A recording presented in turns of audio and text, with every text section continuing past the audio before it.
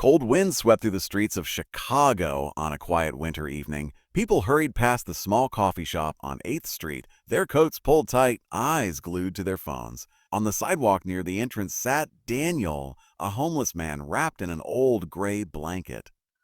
His beard was messy, his hands rough from years on the street, but his eyes were gentle. Most people passed him without a second glance.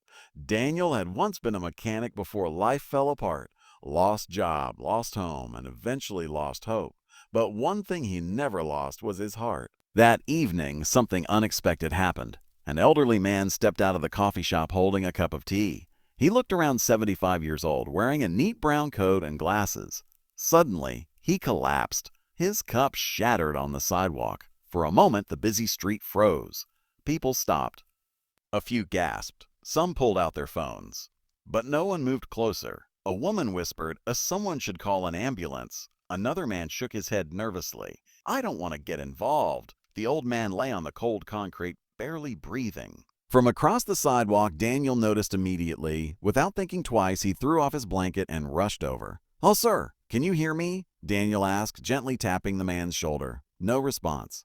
Daniel quickly checked his pulse. It was weak, almost gone. Years ago, when he worked at a garage, Daniel had taken a basic CPR training course after a coworker collapsed. He never imagined he would use it one day, but that moment had come.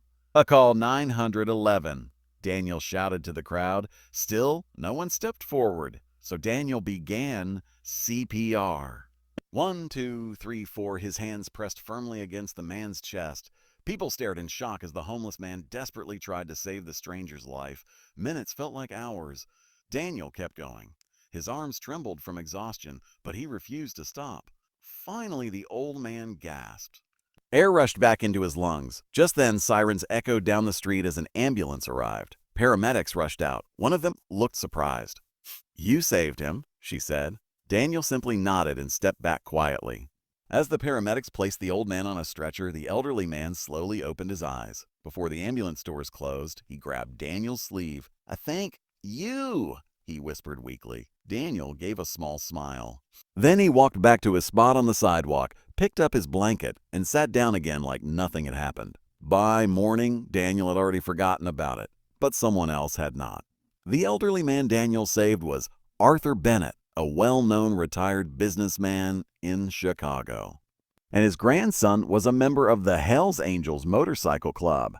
When Arthur woke up in the hospital, he asked only one question. "Where is the man who saved me?" Security cameras from the coffee shop quickly revealed the answer.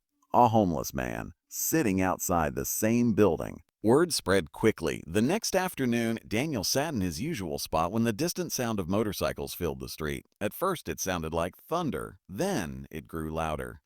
People looked up. Shops opened their doors. Cars pulled aside. More than 100 motorcycles rolled down the street together. The riders wore leather jackets with the famous Hells Angels patch. The convoy stopped directly in front of Daniel. He looked up confused. One tall biker stepped forward and removed his helmet. "You, Daniel?" he asked.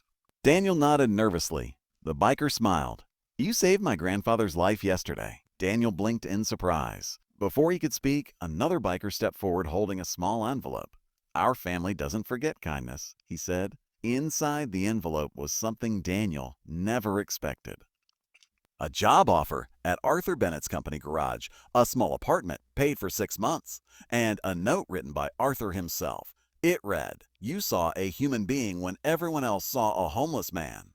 The world needs more people like you." Daniel's hands trembled as he read the letter.